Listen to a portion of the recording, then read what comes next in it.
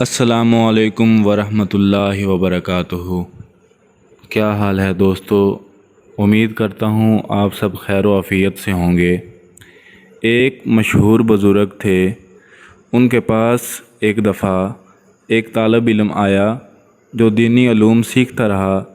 کچھ عرصہ پڑھنے کے بعد جب وہ اپنے وطن واپس جانے لگا تو وہ مشہور بزرگ اس طالب علم سے کہنے لگے، میاں ایک بات تو بتاتے جاؤ۔ وہ کہنے لگا، حضور دریافت کیجئے، میں بتانے کے لیے تیار ہوں۔ وہ کہنے لگے، اچھا یہ تو بتاؤ، کیا تمہارے ہاں شیطان بھی ہوتا ہے؟ وہ کہنے لگے، حضور شیطان کہاں نہیں ہوتا، شیطان تو ہر جگہ ہوتا ہے۔ انہوں نے کہا، اچھا جب تم نے خدا تعالیٰ سے دوستی لگانی چاہی اور شیطان نے تمہیں ورگلا دیا تو تم کیا کرو گے؟ اس طالب علم نے کہا، میں شیطان کا مقابلہ کروں گا۔ کہنے لگے، فرض کرو تم نے شیطان کا مقابلہ کیا اور وہ بھاگ گیا، لیکن پھر تم نے اللہ تعالیٰ کے قرب کے حصول کے لیے جدوجہد کی اور پھر تمہیں شیطان نے روک لیا تو کیا کرو گے؟ اس نے کہا، میں پھر مقابلہ کروں گا۔ وہ کہنے لگے، اچھا مان لیا تم نے دوسری دفعہ بھی اسے بھگا دیا، لیکن اگر تیسری دفعہ وہ پھر تم پر حملہ آور ہو گیا اور اس نے تمہیں اللہ تعالیٰ کے قرب کی طرف بڑھنے نہ دیا تو تم کیا کرو گے؟ وہ طالب علم کچھ حیران سا ہو گیا، مگر کہنے لگا، میرے پاس سوائے اس کے کیا علاج ہے کہ میں پھر اس کا مقابلہ کروں؟ وہ کہنے لگے، اگر ساری عمر تم شیطان سے مقابلہ ہی کرتے رہو گے تو خدا تک کب پہنچو گے؟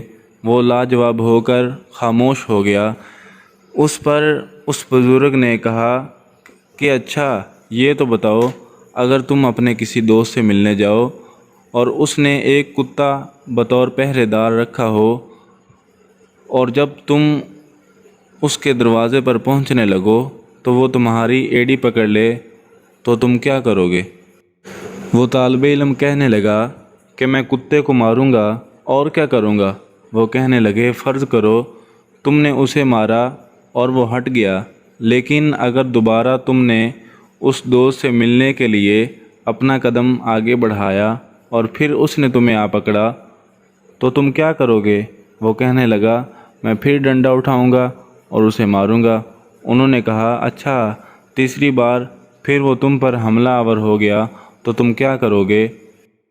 وہ طالب علم کہنے لگا، اگر وہ کسی طرح باز نہ آیا تو میں اپنے دوست کو آواز دوں گا کہ ذرا باہر تو نکلنا، یہ تمہارا کتا مجھے آگے بڑھنے نہیں دیتا، اسے ذرا سنبھال لو۔ وہ بزرگ کہنے لگے، بس یہی گر شیطان کے مقابلے میں بھی اختیار کرنا، اور جب تم اس کی تدابیر سے بچ نہ سکو تو خدا سے یہی کہنا کہ وہ اپنے کتے کو روکے اور تمہیں اپنے قرب میں بڑھنے دے۔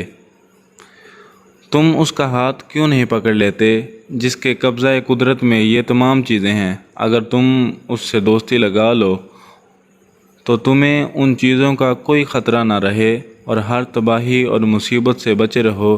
یہ علاج ہے جو قرآن کریم نے بتایا ہے۔ والسلام۔